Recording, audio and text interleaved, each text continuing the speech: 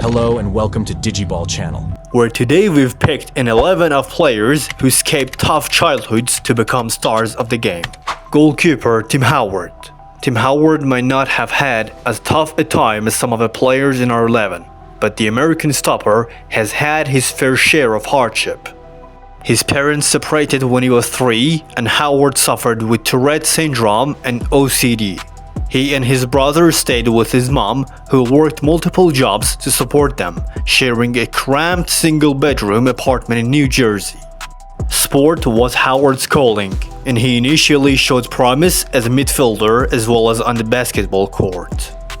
But his physique and safe hands saw him switch to keeper, where he excelled, moving to Man United in 2003 and then Everton, before a return to MLS with Colorado Rapids in 2016. Defender Dani Alves. As a kid, Dani Alves would write his name on the walls of his dad's house as practice for singing autographs once he became a world-famous footballer. He slept on a concrete floor and would get up at 5 a.m. in the morning to help his dad with farming and picking melons. From the age of 6, Alves would talk about playing in a World Cup, and he finally reached the tournament in 2010 and 2014, winning more than 90 caps for Brazilian national team. One of the world's most expensive defenders after joined Barcelona for 32 million euros in 2008, Alves is the most decorated Brazilian player of all time with 45 trophies. Defender Gabriel. Paulista is not Arsenal defender, Gabriel's surname, but instead indicates where he's from, Sao Paulo, the most populous city in the southern hemisphere. And like many in his homeland, Gabriel grew up in a favela, the shanty towns on the outskirts of many of Brazil's major cities, often rife with gang and drug crime. Gabriel's mother lived in a shack with no running water and electricity illegally wired in from the city grid, while the aspiring footballer routinely witnessed robberies and violence on a daily basis.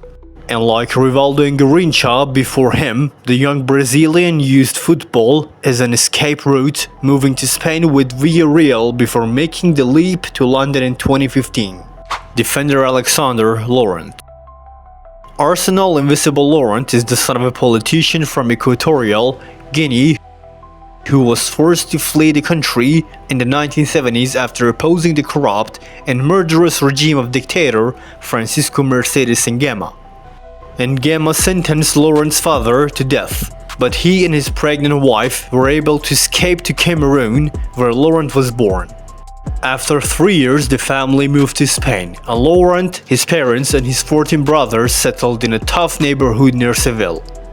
By choosing to represent Cameroon as an international, the versatile defender went on to win the Premier League twice and the Africa Cup of Nations in 2000 and 2002. Right midfield, Alexis Sanchez. Born in the industrial city of Tocopilla in North Chile, Alexis Sanchez had very little as a child, but was determined to provide for his family. While a schoolboy, Sanchez washed cars and performed backflips for cash he could take home to his mother, who worked as a cleaner. Through hard work and talent, he won a place at local club Cobreloa before Udinese picked him up and loaned him to River Plate, then managed by Diego Simeone. He later won a title with Barcelona and moved to Arsenal. Alexis returns to Tokopi every Christmas, where he hands out footballs to local children and donates money for public works. Central midfield, Luka Modric. Modric was just 5 years old when a war broke out in Croatia as his homeland fought for its independence from Serbia. Modric's father joined the Croatian army, while his grandfather was executed by enemy soldier in 1991. As a result of the conflict, Modric and his family became refugees, living in a hotel to escape the fighting, where he began when playing football in the parking lot. Unable to afford proper equipment, Modric's dad made him shin guards out of the wood, and those first years saw the young player and his teammates running to avoid the grenades that fell around them during training. No wonder he's since become one of the world's best midfielders. Anything must seem easy after that. Central midfield, Alexander Hleb. Former Arsenal and Barcelona star, But that's not the most unbelievable thing about in the afternoon of the nuclear meltdown at Chernobyl in 1986. Alexander Hleb's dad was forced to go to work, demolishing houses that were no longer fit to live in, and the radiation still causes him health problems 30 years on. Meanwhile, Hleb grew up playing on concrete pitches, hopping for snow as it made the surface less dangerous. Left midfield, Stefan Pienaar. Described as a death zone, the Westbury township outside Johannesburg was the hometown of South American midfield Pienaar, and his goal was simply to get out alive. As a child, his mother made him sit on the floor to watch TV, as she was too scared of a stray bullet coming through the window to let him sit on the sofa. Gangs and drugs were part of life in Joburg, and Pienaar lost friends to gun violence, while the racist oppression of apartheid prevented him and other black South Africans from living safe and prosperous lives. But Pienaar played his way out, joining Borussia Dortmund and Spurs, and won 61 caps for the national team of a new united South Africa. Forward, Carlos Bacca. Footballers nowadays are usually in academies and agree professional terms by the age of 16. This wasn't the case with Carlos Bacca, who amazingly played his first professional game at 23. Coming from an extremely poor family, Bacca had to work 2 jobs in order to get basic necessities.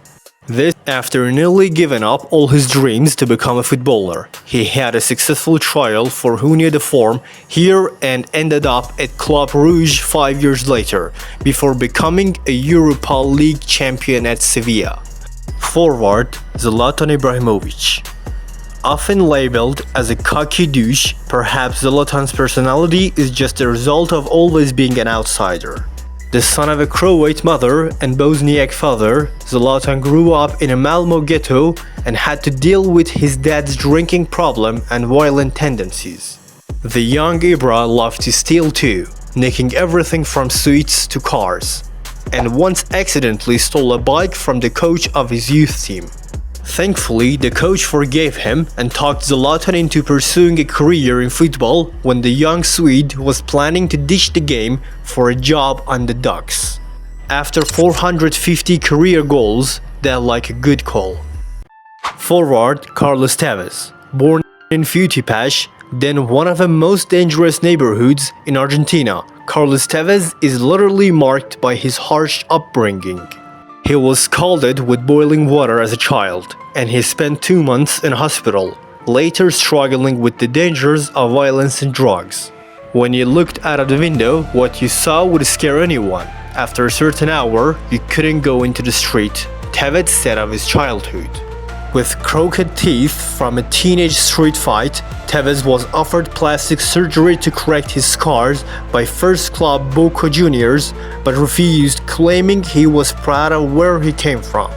With 7 domestic titles and a Champions League win, Fuerte Apache can be proud of Tevez too. That was a rags to riches 11, but who's going to make the grade in the coming year? Let us know in the comments below. If you enjoyed this video, why don't you check out our top Why do these 10 famous footballers perform these goal celebration? As always guys, please do like and subscribe.